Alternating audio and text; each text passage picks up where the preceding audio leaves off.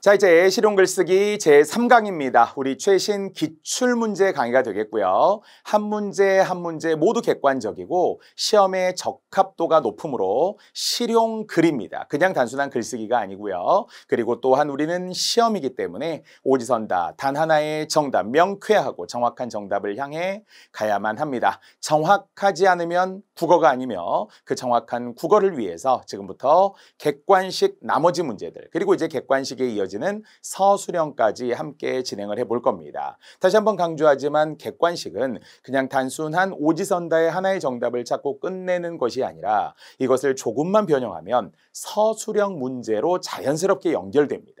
그래서 정말 가능하다면 시간이 허락되면 연습장 종이에 객관식에 나와 있는 문제부터 그리고 네모 속에 들어있는 말들을 쭉 한번 직접 써보시면 서술형 대비까지 가능한 일석이조의 학습법이 가능합니다. 자, 이제 우리 객관식 문제 29번부터 이어가도록 하겠습니다. 자, 29번 문제를 보면은요. 역시 우리 실용글쓰기의 특성상 한 지문에 두 문제가 연결되어 있는 경우가 아주 많고요. 항상 보편과 상식의 경계선에 있다고 했어요. 그래서 분명 우리가 안 풀어도 알 것만 같은, 공부를 안 해도 알 것만 같은 말들도 있고요. 그러나 또 외워야 하는 것들도 있거든요. 그래서 객관적이고 정확한 공부를 함께 하시면 좋습니다. 자, 지금 여기에도 29번, 30번 연결된 보도 자료와 관련된 글이군요. 보도 자료, 당연히 핵심만 딱 압축적으로 요약이 되어야 되겠고요. 잘 표 등을 통해서도 잘 정리가 되어야 하겠죠.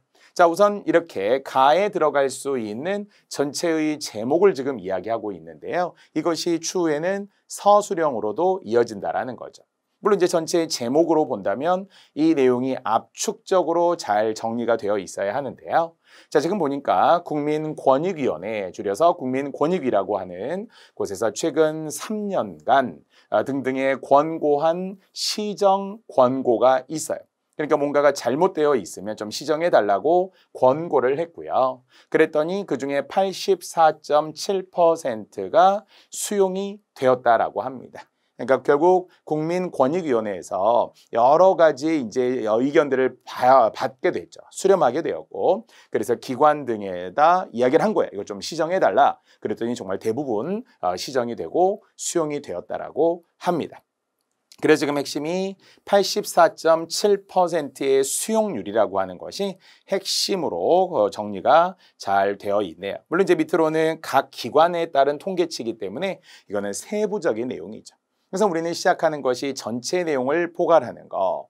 우리는 이론 시간에도 우리가 배웠다면은 맨 앞부분 두문, 전체 핵심 내용들이 잘 정리가 되어야 되고요. 물론 본문도 있고요. 마지막 결말과 관련되어서 전체적으로 결문이라는 것도 분명히 있는데 이제 보도 자료도 핵심 내용에 관한 내용이었습니다.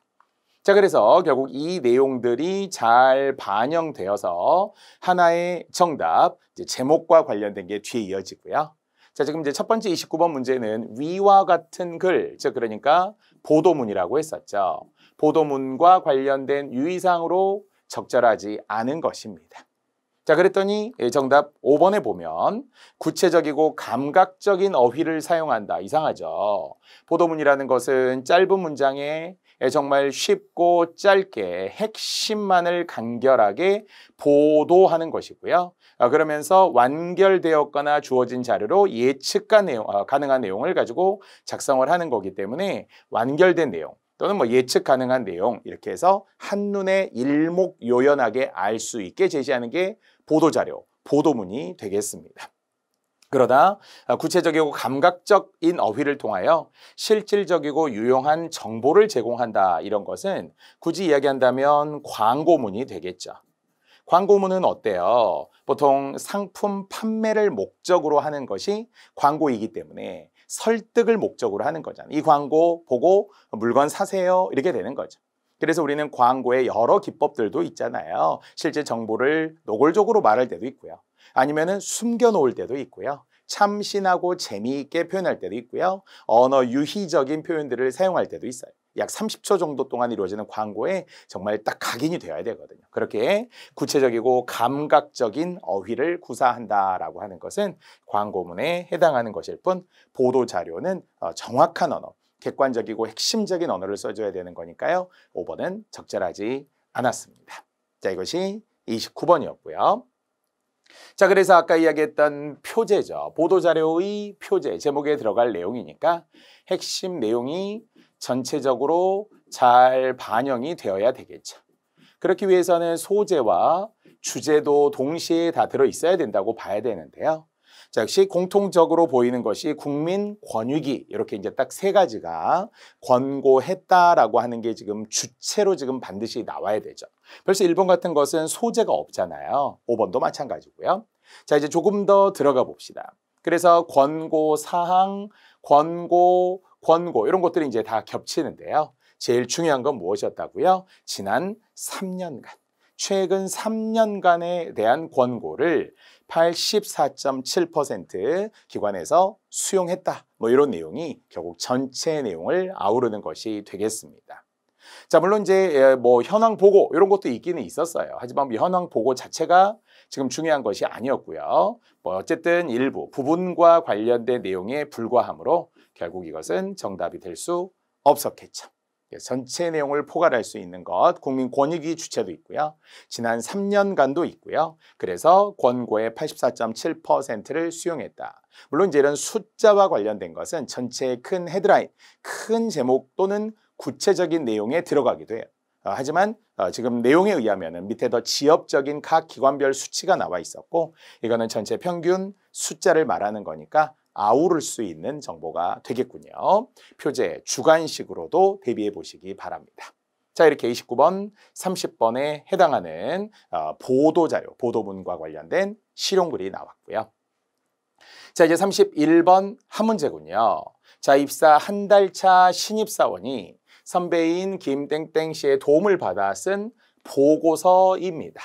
자, 역시 보고서의 작성 요령도 역시 실용글의 하나가 되겠죠. 그중에서도 일일 영업보고서네요. 영업부니까. 그래서 역시 얼마만큼 판매해야 되는지에 따라서 정말 영업부에 또 이 생존이 달려 있잖아요. 그래서 이제 신입사원이다 보니까 좀 미숙한 부분들이 있었겠지만 선배의 도움을 받아 썼다라고 하는 것은 지금 여기에 대한 보고서는 잘 되었다라는 거죠.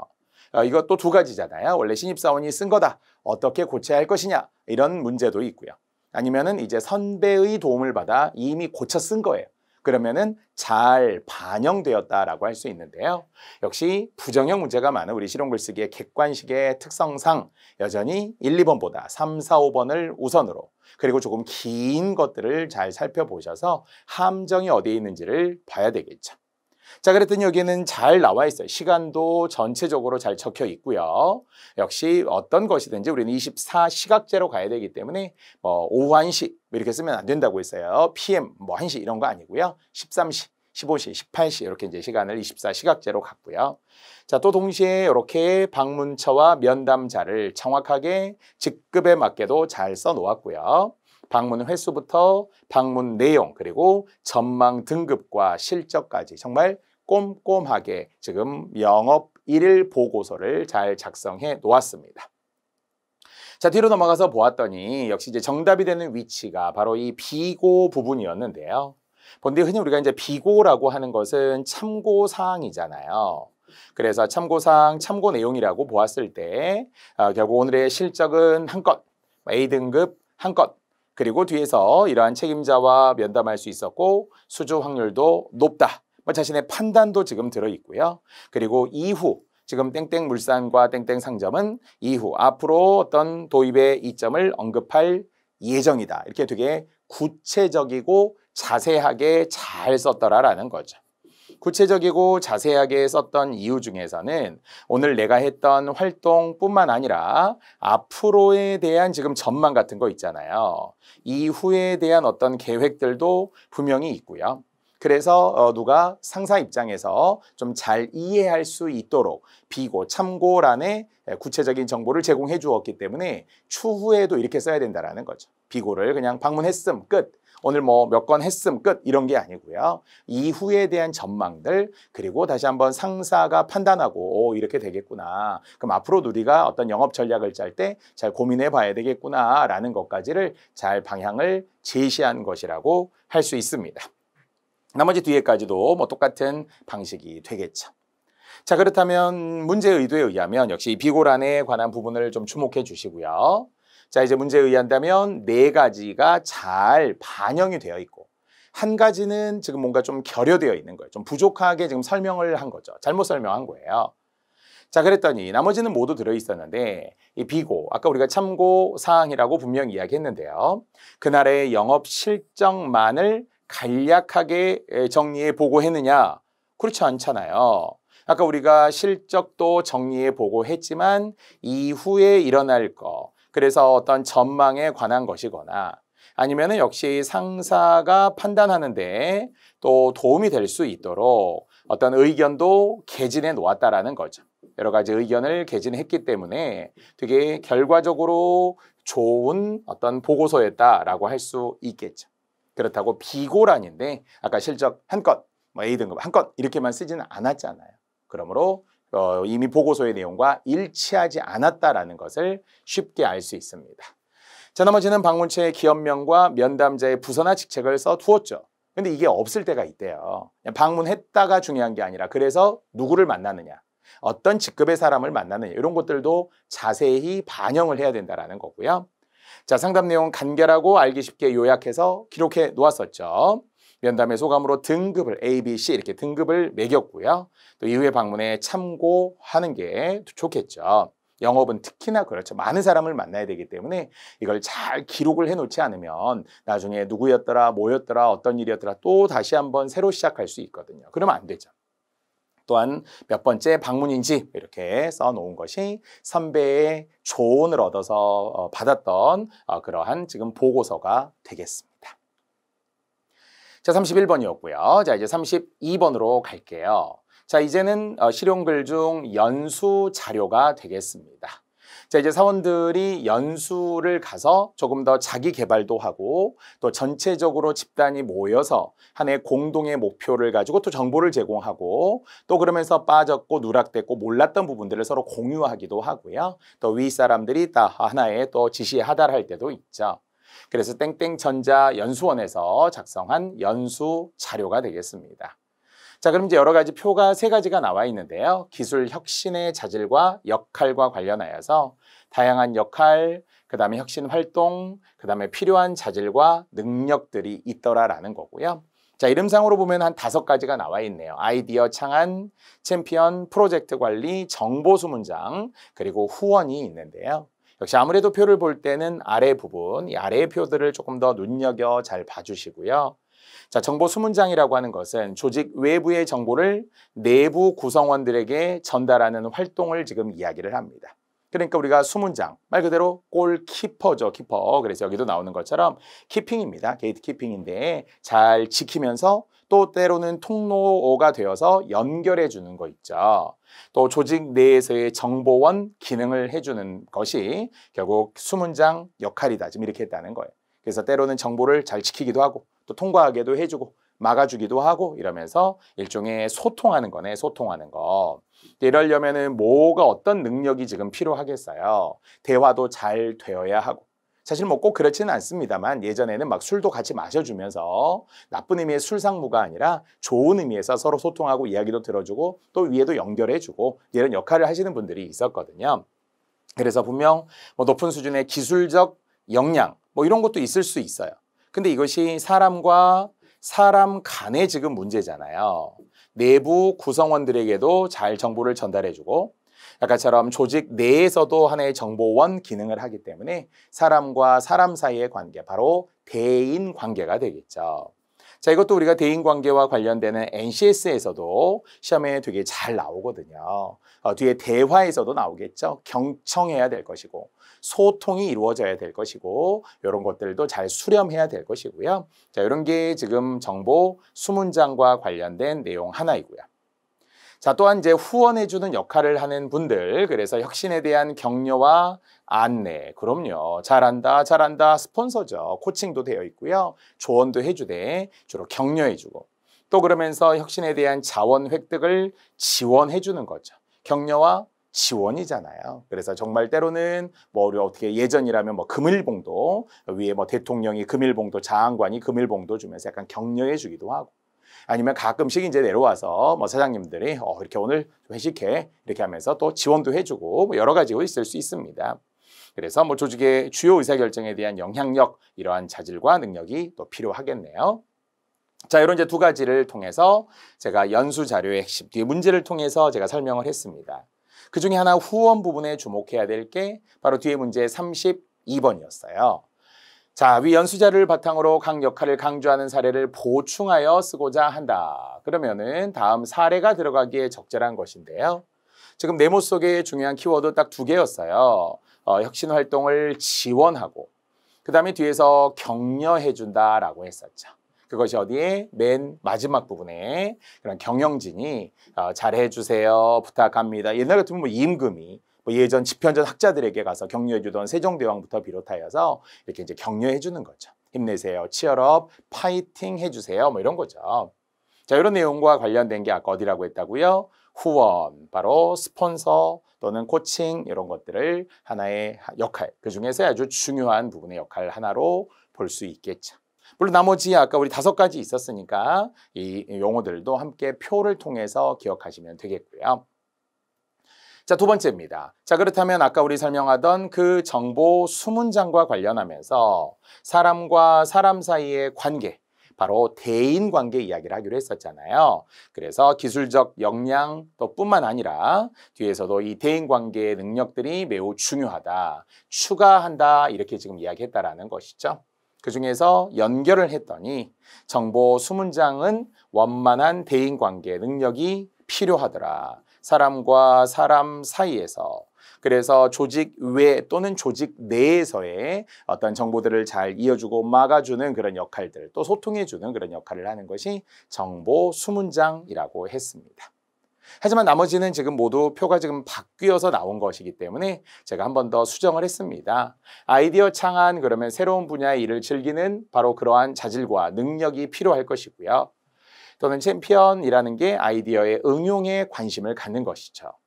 자, 프로젝트 관리, 그래서 업무 수행 방법에 대한 지식, 후원은 특별히 아까 추가할 내용이 없어서 문제 속에서 격려해주고 지원해주고 이런 게 이제 일종의 후원이라고 했습니다. 자, 이것은 바로 연수 자료와 관련된 또 실용 글쓰기가 되겠고요.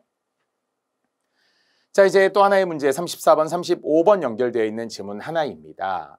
자, 이제 땡땡 사원은 보안 유지가 중요한 문서들을 많이 다루기 때문에 세단기 사용이 많다.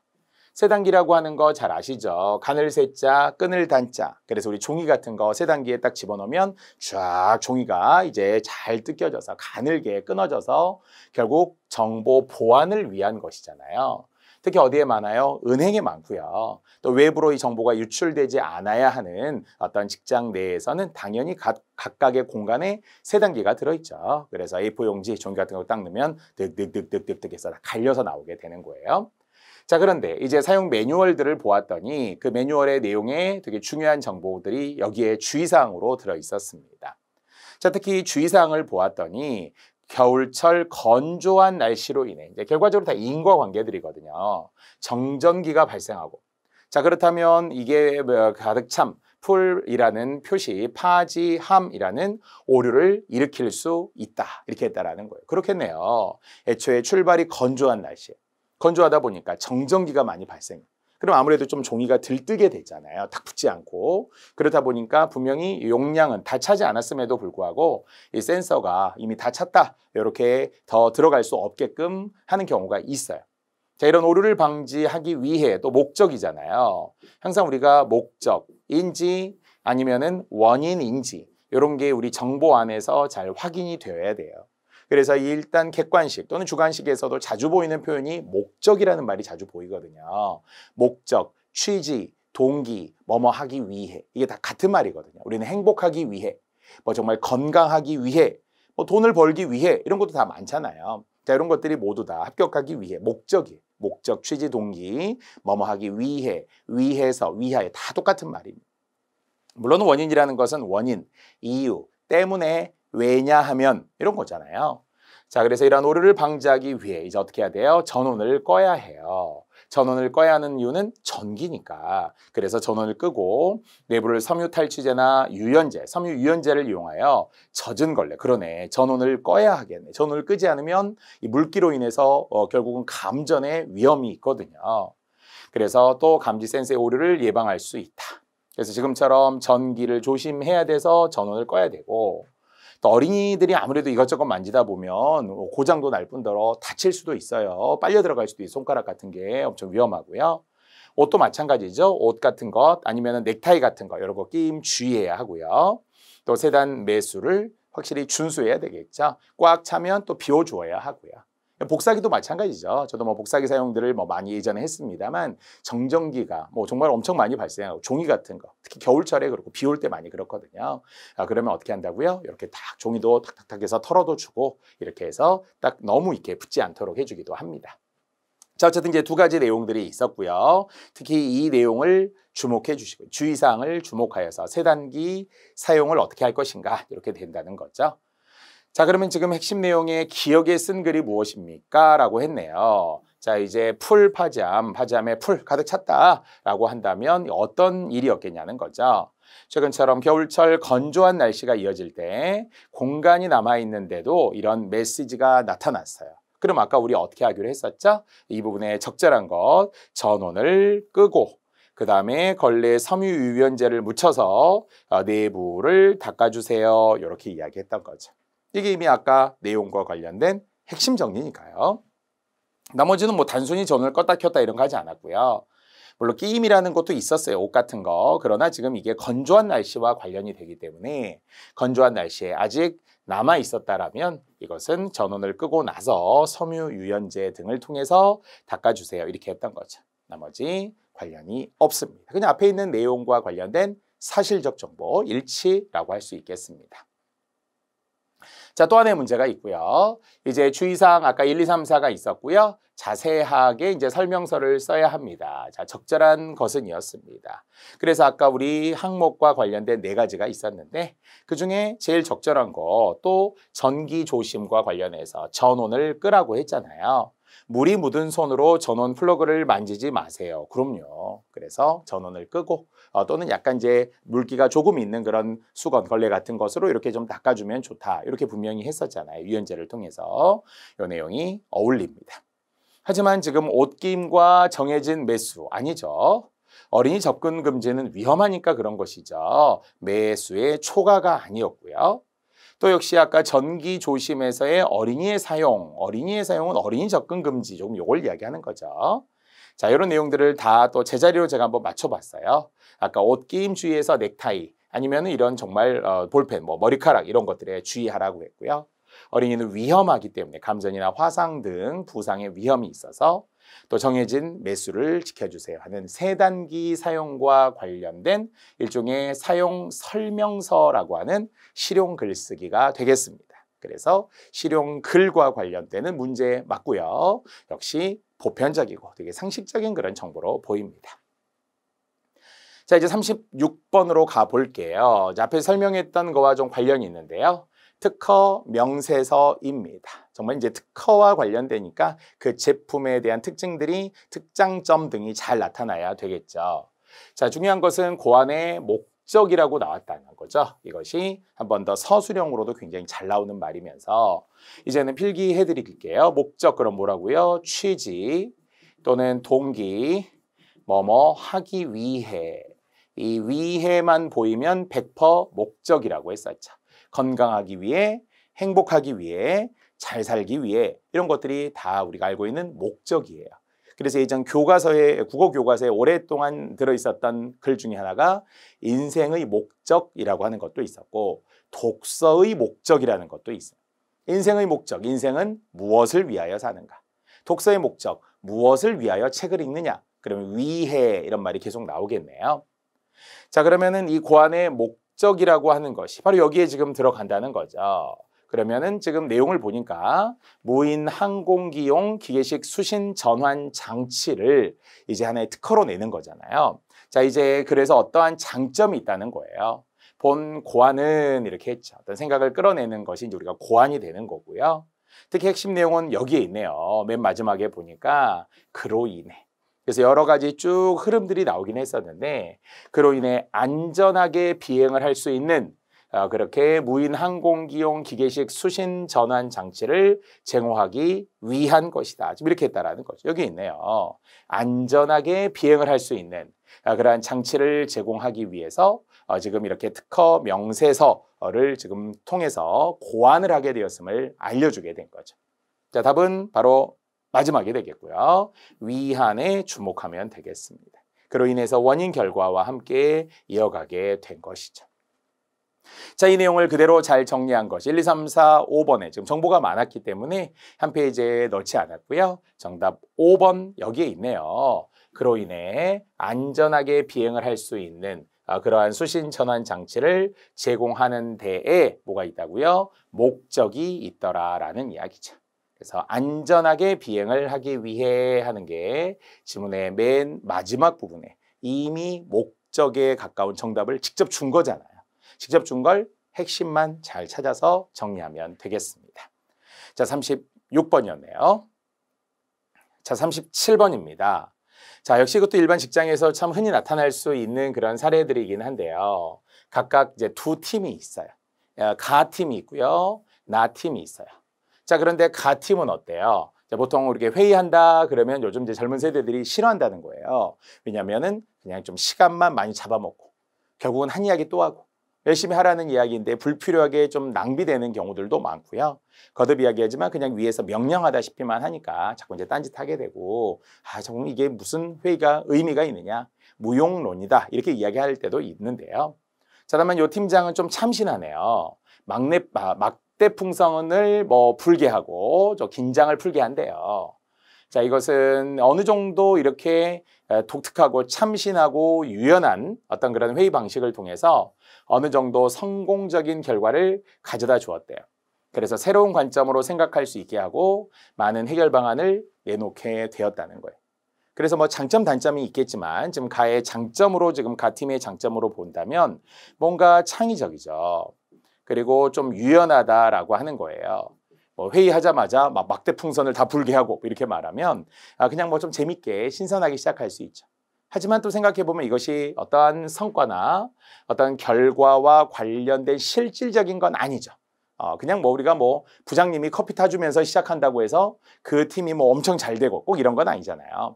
회식할 때 으쌰으쌰 한다고 해서 또 우리가 회사에서 믿지 않는 말 중에 우리는 가족적이야.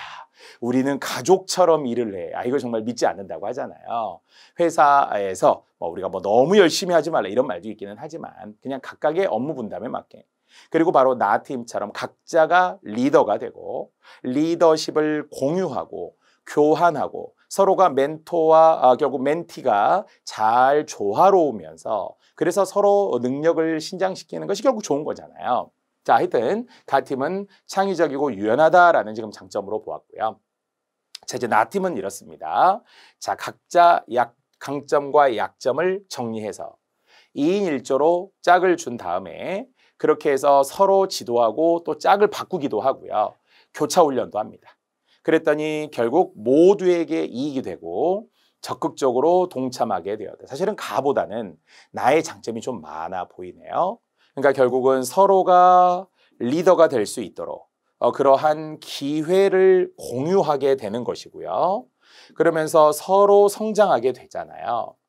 우리가 보통 직장에서는 사수가 있잖아요. 사수. 그래서 처음 들어가서 그 사수에게 많은 것을 가르침을 받게 되고 또 내가 성장했을 때 또 신입사원에게 내 자신이 사수가 되어서 대물림이 되는데 실제 우리 직장에서 일하는 동료분들 또는 제가 주변 분들에게 이야기를 들어보아도 그 사수를 어떻게 만나느냐 이게 굉장히 중요하다는 거죠. 뭐 조직사회라고 하는 것은 결국은 약간 이제 계열화, 서열화되죠. 위계라고 하는 게 있기 마련이긴 하지만 나에게 직접적으로 도움을 준 그 사수와 인연이 좀 평생 가기도 해요. 사실 우리는 평생 직장이라는 것은 사실 인정하지 않을 수 있어요. 물론 이제 공기업이라든지 아니면 공무원이나 이런 분들은 이제 평생 직장이 맞아요. 하지만 뭐 사기업도 있고요. 뭐 중소기업에서도 또 아무래도 또 대기업으로 갈 수도 있고 대기업에서 중소기업으로 또 이직을 할 수도 있습니다. 그러다 보니까 평생 직장은 없지만 평생 직업은 있다. 이런 이야기를 하죠. 그래서 평생 관리하고 또 도움을 인간관계를 받아야 할 분들도 사람과의 관계도 사실 굉장히 중요하잖아요. 자, 그렇다면 이제 나팀에서는 장점이 뭐라고요? 결국은 멘토링 자체를 그냥 단순히 가르침을 받는 것이 아니라 역할도 바꿔서 하고 그럼으로 인해서 서로가 리더로 성장할 수 있는 기회가 된다 하는 게 지금 이 문제의 의도여서요.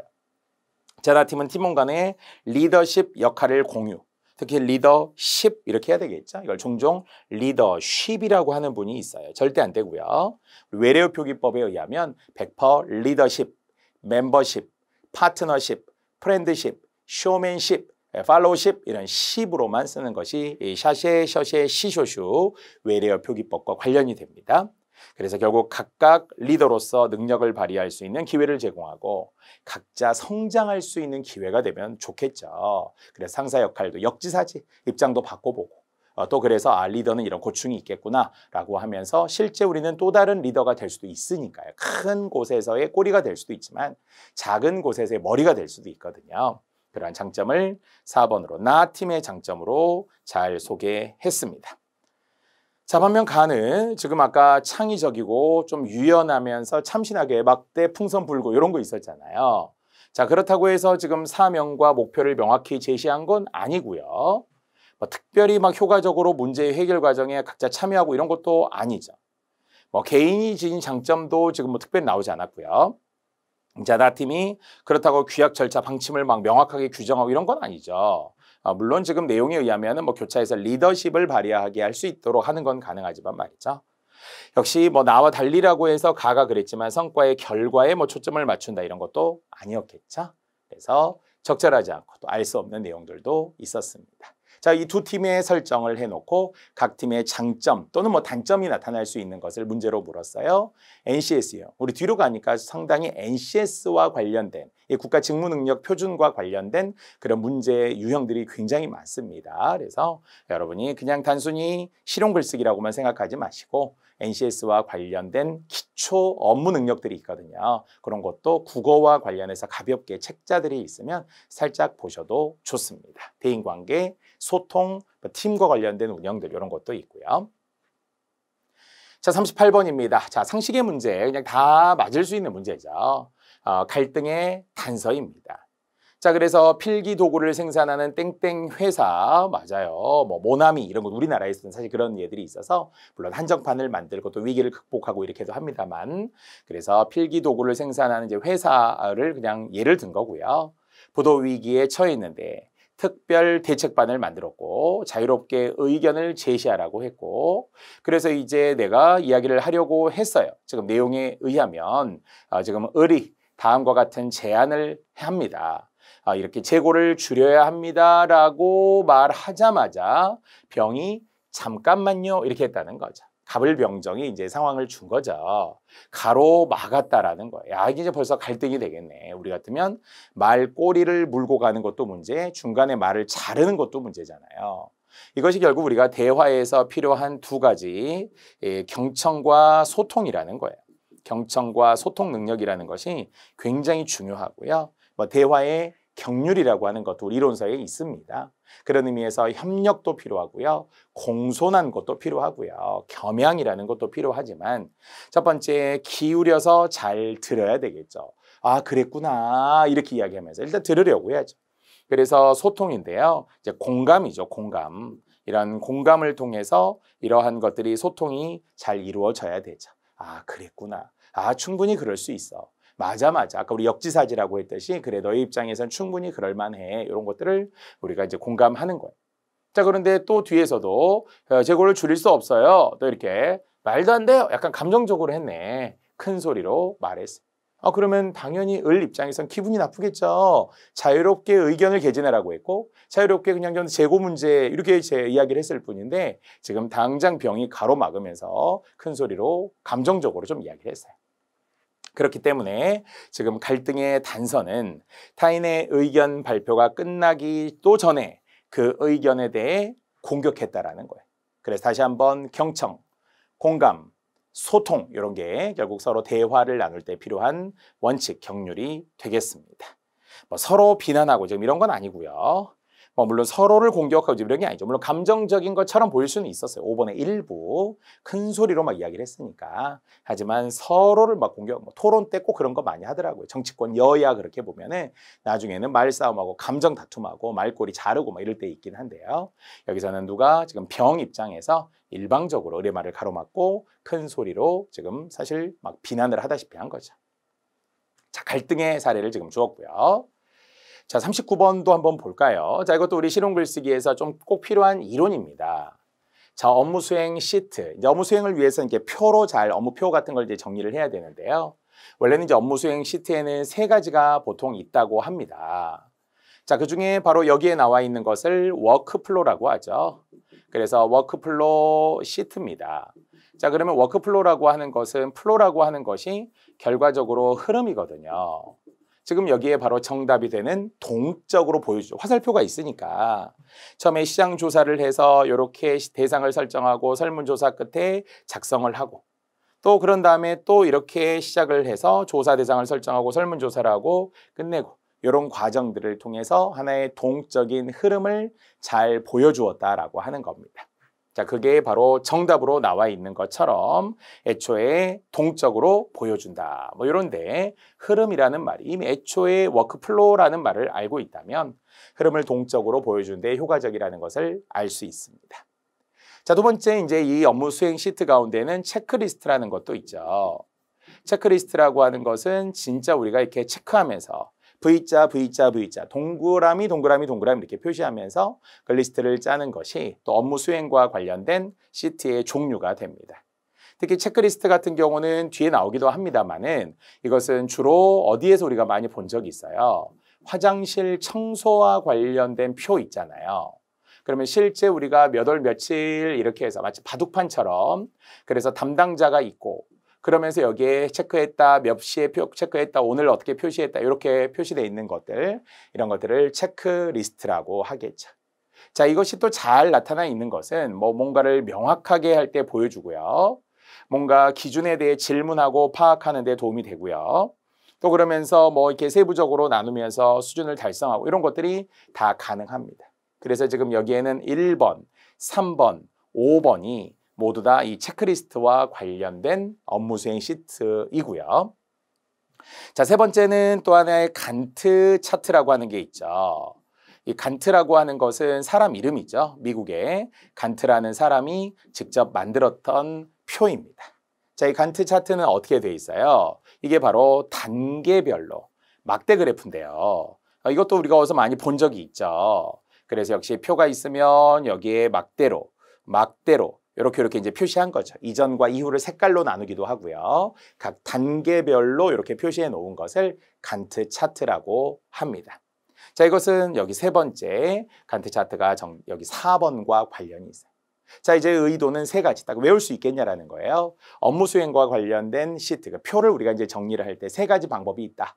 그 중에 하나가 워크플로우, 두 번째가 체크리스트, 그 다음에 세 번째가 간트 차트라고 하는 게 있기 때문에 요거는 그냥 가벼운 암기 정도 해주셔도 되겠습니다.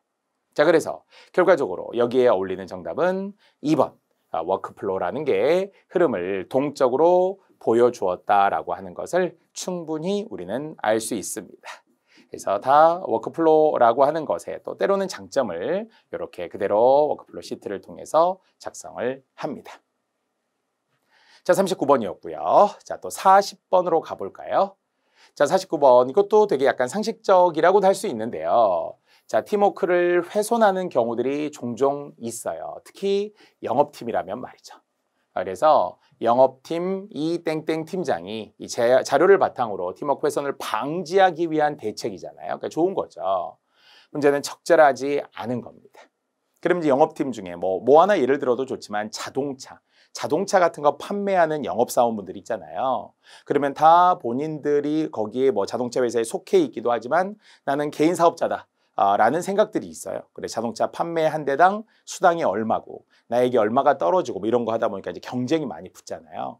문제는 건전하고 발전적인 경쟁도 있기는 하지만 자칫 잘못하면 과열 경쟁이 되기도 하죠.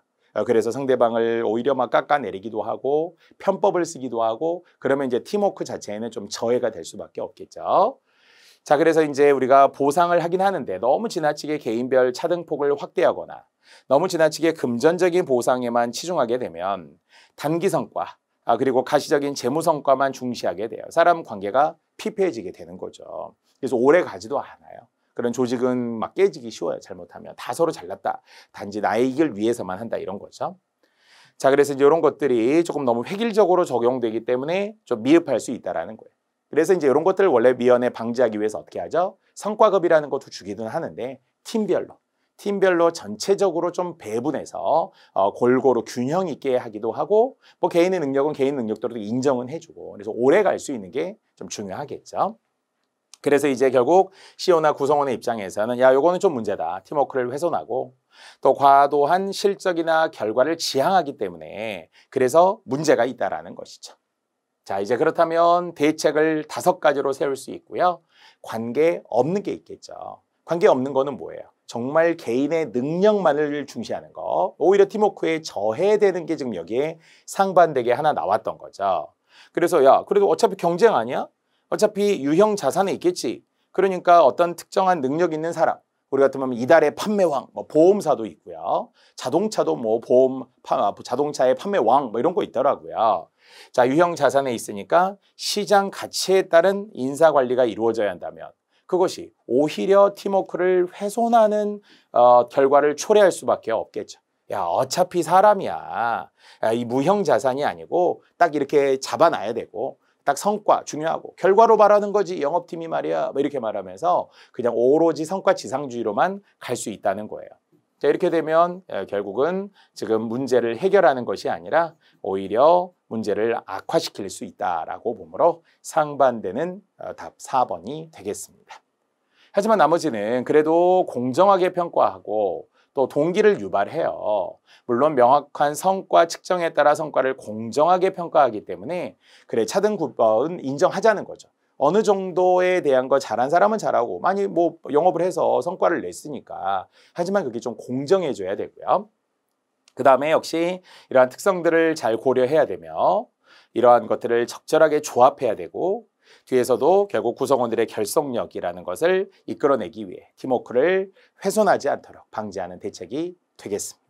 실용글과 관련된 거듭 이야기하지만 이것이 모두 다 직무 능력에서 나올 수 있는 이야기이기 때문에 그러한 의미에서의 자료를 바탕으로 한 대책 수립이 되겠습니다. 자, 41번, 42번이네요. 자, 41번, 42번까지만 이 시간 해볼게요. 자, 이것도 어떤 백화점의 인사팀에서 고객 불만 유형의 사례별로 대처하는 방안 사례집. 야, 이것도 NCS에 똑같이 있어요. 저도 NCS 강의를 하는데요. 분명히 이제 고객 불만 유형이 여러 가지입니다. 사실 안타깝지만 진상이라고 불리는 사람들이 있고요. 또 사실 진상인데는 또 이유가 있다는 입장도 있어요. 또 그 진상 고객을 잘 잡으면 충성 고객을 하나 만드는 거죠. 평생의 고객을 만들 수 있기 때문에 또 잘 잡아야 된다라는 이제 전략도 있습니다. 자, 그랬더니 여기에는 일단 5가지 정도 유형이 나왔어요. 고객 중에는 거만형. 가자마자 막 반말이야. 제일 비싼 거 가져와. 말이지. 이렇게 약간 좀 거만하게 하는 고객도 있고요. 또 도둑형입니다. 그래서 뭔가 살짝 뭐 하나씩 막 가져가려고 하고 뭐라도 막 자꾸 달라고 하고 이런 분도 있다는 거예요. 자, 의심형. 막 진짜예요. 진짜 좋은 거예요. 뭐 이렇게 이야기하기도 하고요. 조급형이다. 막 빨리 주세요. 빨리빨리. 이렇게 빨리빨리형이라고도 합니다. 또 사소한 것 하나에도 막 트집을 잡아서 트집형으로 나타나기도 하고요. 자, 그런데 결국 지금 내용에 보면 중년의 신사가 방문을 했는데 말이에요. 이 값이 너무 싸고요. 촌스럽고요. 수준이 퀄리티가 떨어지네요 하고 거들먹거렸다라는 거예요. 당연히 거들먹거리는 것을 우리는 거만형이라고 이야기하잖아요. 다만 이 거들먹거릴 때는 또 이분에게 맞는 퀄리티를 제공해요. 이거는 제일 좋은 상품이며 이건 완전 신상이며 그렇기 때문에 결과적으로 이렇게 우리가 판매할 테니까 딱 어울리실 것 같아요. 이러면 또 그분은 또 좋아하죠. 막 높여주고 띄워주기 때문에. 그래서 지금 이 중년의 신사는 거만형과 관련이 되고요. 거만형 고객을 거만형 고객에게 대처하는 방법은 그에 맞는 퀄리티 수준을 높여주면서 존중해 주는 거죠. 자, 이것이 바로 뒤에 이어지는 42번도 같습니다. 자, 그러면 바로 지금 우리가 이야기했던 이 거만형 고객에게 어떻게 대해 주어야 할 것이냐라는 거예요. 그래서 정중하게 대하면서 또는 자존심을 세워주면서 과시욕을 발산하도록 합니다. 이런 분은 뭐 한번 사면 비싼 것만 뭐 계속 사고요. 여기 있는 거 다 가져와 봐. 이렇게 얘기한다는 거죠. 막 띄워주면 또 좋아하고 쓰실 분들이니까. 자, 그래서 이 세 가지는 모두 다 어울리네요. 답은 세 가지에 어울리는 4번이 되겠습니다. 하지만 이제 디귿은 분명한 증거 및 사례를 제시한다는 것은 분명한 증거나 사례에 대해 의심하는 분이죠. 진짜 맞아, 어디 가져와 봐. 진짜 이 디자이너가 만든 거야, 가격이 진짜 이렇게 맞는 거야, 이 물건이 진짜 되게 좋은 거야, 이런 식으로 하면 딱 증거를 제시하면 흔히 말하는 빼박이죠, 빼박. 그래서 의심형 고객도 있습니다. 자, 이렇게 이제 우리는 여러 가지 불만 유형들의 고객이 있습니다. 블랙리스트로 만들기도 하고 합니다만은 그래도 어쨌든 우리가 직무와 관련해서는 한 명의 고객이 다 소중하다. 또 나름의 이유가 있을 수 있다라는 거예요. 제가 소비자 입장에서 보면 까다롭게 굴 때는 또 다 이유가 있고 그 까다로운 고객을 붙잡으면 거듭 충성 고객을 만들어서 평생에 내 편을 또 만들 수 있는 거니까요. 언제나 또 잘 응대해야 되겠죠. 자, 이렇게 42번까지 이 시간은 마무리해 보겠습니다. 자, 이제 잠시 후에 43번부터 시작을 하면서 객관식 문제를 마무리하고 또 2교시 서술형 문제로 또 1교시의 마지막이죠. 1교시의 마지막에 있는 서술형 문제들로도 들어가 보겠습니다.